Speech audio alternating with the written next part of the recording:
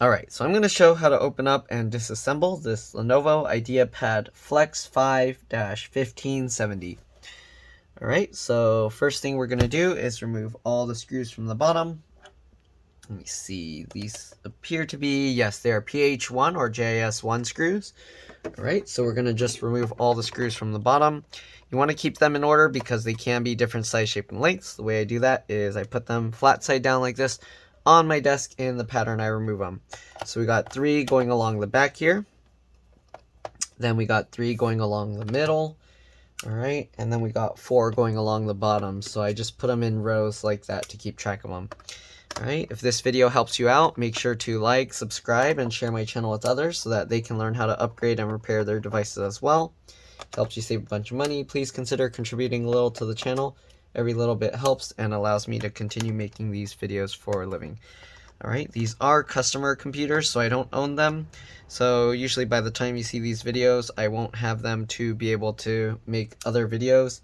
And also because they are customer computers, I try not to take apart anything more than I have to prevent risk of damaging other components that aren't already having issues. So yeah, so if you're wondering why I don't do complete disassemblies on all the laptops, it's because I don't want to risk damaging other things. Alright, so anyways, we got the screws out, so let's go ahead and try and pop the bottom cover. I'm going to use a suction cup and see. Alright, it doesn't come out easily, so it looks like I am going to have to pry in between the case. So we're going to slowly, carefully open this up now that we got all the screws out. What I like to do, if I can, is I'll get my fingernails in the gaps and then I will push. It looks like it worked. So what I would do is I get my fingernail in the gap and I'll push with my thumb and pull with my fingers, and as you can see it pops out. I won't push on the trackpad area, so we're going to skip over that and move over to the other side here. Okay, and basically we'll do the same thing, but let's go ahead and go around this side first since it's already popping up. So let's go, now that we got this edge popped up, we're gonna go along here, pulling up on the cover while I kind of slide my other fingernail along the edge, just like that. It looks like it's coming out pretty easily, so we might not even have to push on the other side with my thumb. We're just gonna go along here. Alright, I'm using my thumb to push down and my fingers to pull up, and hopefully we can pop the clips out that way. And yes, it's working. There you go. Alright, so we're going to go along the side edge here as well. Okay, just like that. It looks like it's popping out, not too bad. Is that it? Okay, it's like has a big scratch. I thought it was like a crack there before. Anyways, we're going to now go along the back here and try and pop up these clips as well. I see some plastic in there. Hopefully it's not like broken, but okay, so this back part seems to be a bit more difficult to remove, so let's go ahead and see if we can kind of lift it and wiggle it to get this cover off. So we're lifting this part. Seems like there's a clip in the middle here somewhere, so it's kind of stuck. Yeah, we can't just lift it. So let's rotate this, and I'm going to kind of try and wiggle this case a bit and lift at the same time and see if we can pop it out. So pulling up in the middle here and pushing with my thumb to kind of flex it like this, got this clip in the middle to pop out. All right, and now we can kind of wiggle it a bit more, but it is still stuck pretty strong in there. All right, there are some plastic bits that are broken off. We're gonna throw those away. All right, so let's see here. This part, it should separate from this seam here, but it's holding really strong. So I don't know if there's an easier way to pop this out. It doesn't seem to want to come out. I'm getting my hand in here like this, and oh, that worked. So I grabbed this a little bit and I pushed on here to pop the clips out. Let's see if it works with this side as well. So I'm going to hold in here and I'm going to push with my thumb, and that worked. So basically what that does is it pulls the cover out this way like that on both sides. And there are magnets in here that stick to the bottom. So there's a magnet there and a magnet there. That's causing it to stick over down here. So keep that in mind. All right, it is somewhat dusty in here, not crazy dusty. So I am going to take it out and dust it off. But this is what the inside looks like. Excuse me. Okay, so the customer was saying it was running slow. I checked and it looks like a hard drive issue, so we're going to upgrade this to an SSD. Actually clone the hard drive to an SSD. Apparently there's an M.2 SSD slot here. I don't know if it supports PCIe NVMe or just M.2 SATA. I would assume it supports PCIe NVMe because they have a SATA slot here. So if you want, you can give it a shot. You can upgrade your computer try upgrading it with a PCIe NVMe SSD, and that should speed it up quite a bit if you can clone your hard drive to that SSD. The only thing is you will need a screw here. I'm not sure what kind of screw, so I don't know if you can use one of these. I think it's a smaller screw, but yeah, I don't know what the name of the screw would be. Anyways, the hard drive is held in with 3 screws here. So there's one here, there's one underneath this warranty sticker, and then there's another screw up here. You got this connector for the speaker. You can kind of grab the wings of the connector and wiggle it to pull it out, but both speakers connect over there. All right, just like that. You got the battery here. There's 2 screws over here holding it in place, and it looks like this kind of wedges underneath. So when you lift it, you want to lift from this side. You kind of lift it up like that, and you can pull it out. It'll slide back in and then go down. The battery connector's here. If you want to remove it, you just kind of grab the connector, kind of wiggle it, and slowly pull it. I'm going to leave it in there because I don't want to mess with it. Got the keyboard connector here, keyboard backlight, touchpad connector here, and then this connector, is that a fingerprint reader? Yeah. So I think this connector is for the fingerprint reader. Then you got this longer or wider cable here going all the way to the I/O board for the USB port, SD card slot.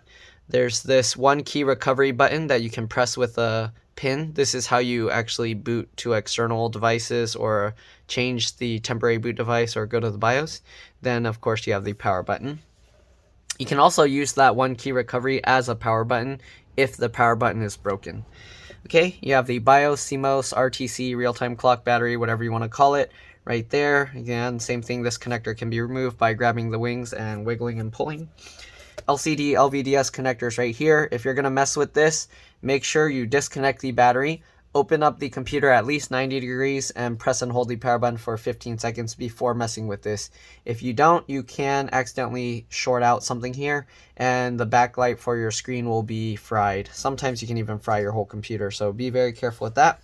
Got the wireless card here. There's this foam on top with just an adhesive. You can peel it back. The antennas, just like every other model, pull up straight up from the tail and they'll pop off. And then one screw, when you remove that, it'll come up at an angle and you can pull it out.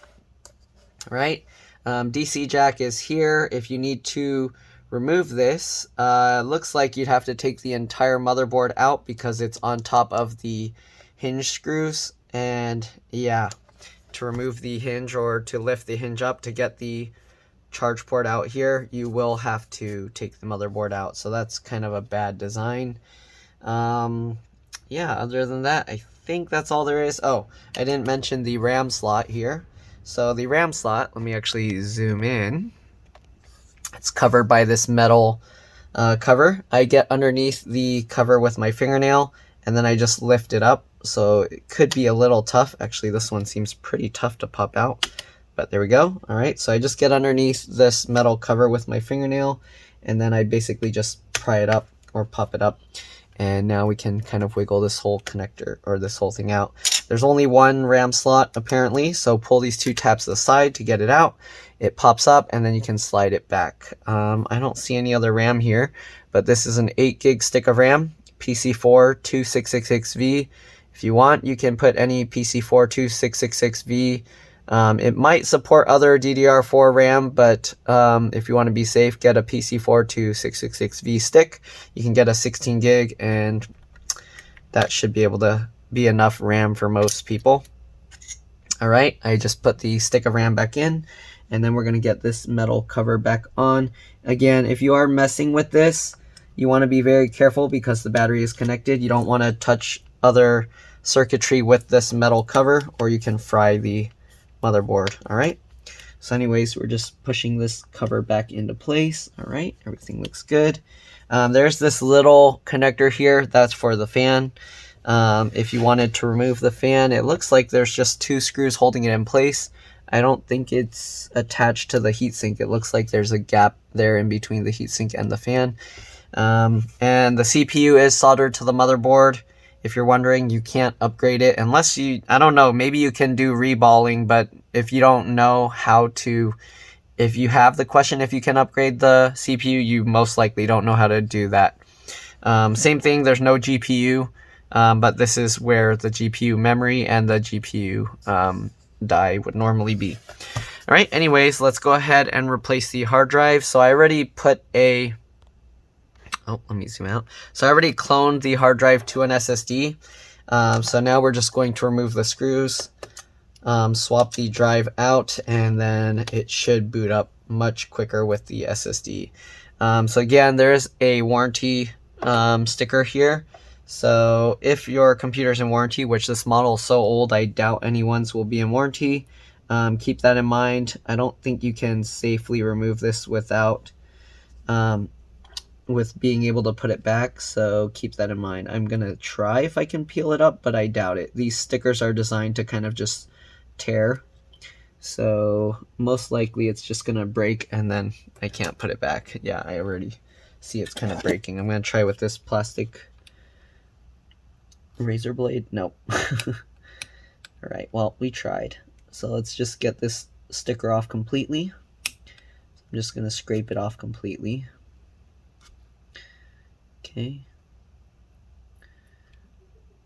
In certain countries or states, I believe upgrading the hard drive shouldn't void the warranty, but you will want to check with the manufacturer for that and ask them if it's okay.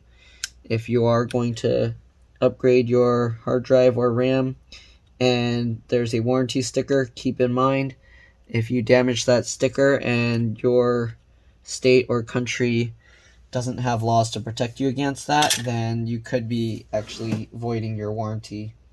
Okay? Alright. Or if you're doing this, you want to record it just to prove that you put it back together and the computer was working. So that way they can't say it's your fault changing the SSD caused your computer to die or something. Alright, anyways, let's go ahead and now carefully lift the back slightly, and then we're going to slide the hard drive or SSD out, so just like this. It's a 2.5-inch SATA hard drive. There's 4 screws holding it in place. We're just going to remove those 4 screws and transfer them over to the SSD. So let's go ahead and pop these 4 screws out.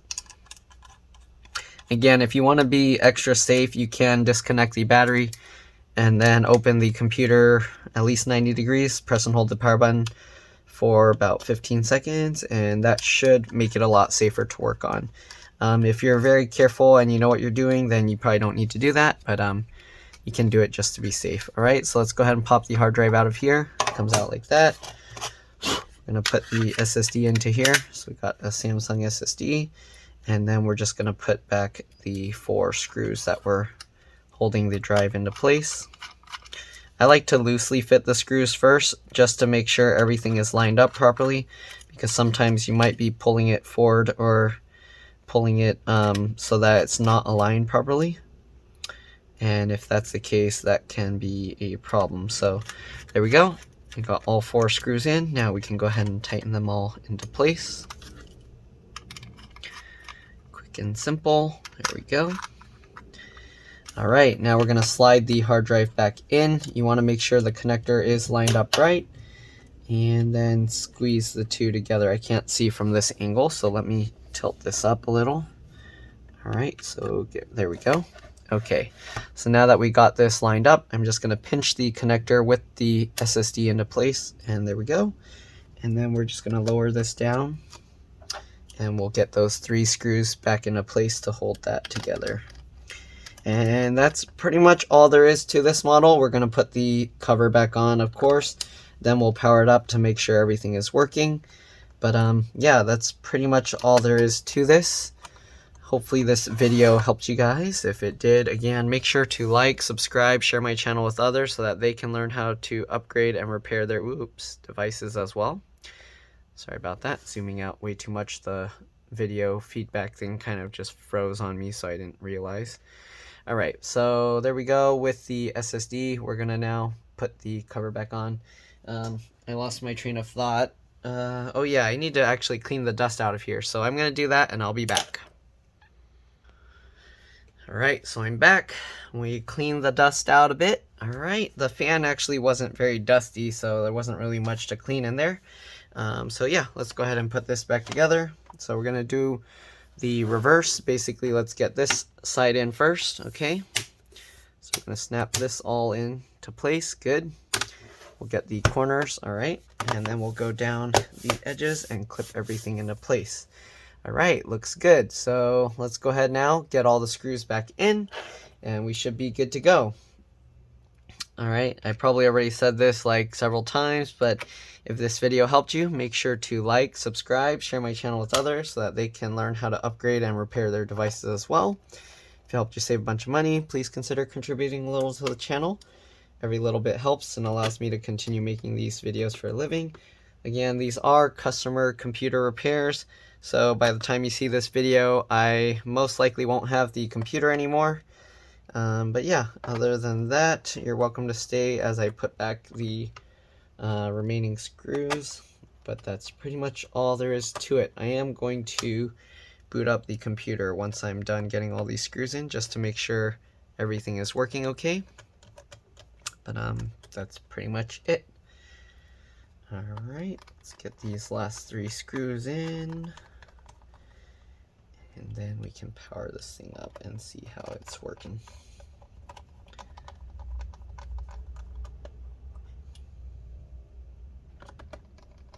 Alright, that last one.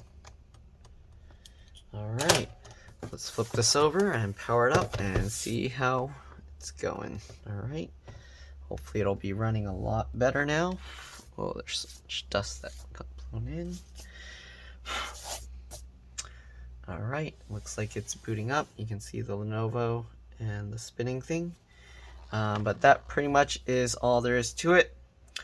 Thanks for watching, and I'll see you all in the next one. Alright. Oh yeah, it's booted up now. Here you can see date and time, 10/17, December 16th. Alright, thanks for watching. See you all later. Bye. Let's drop this.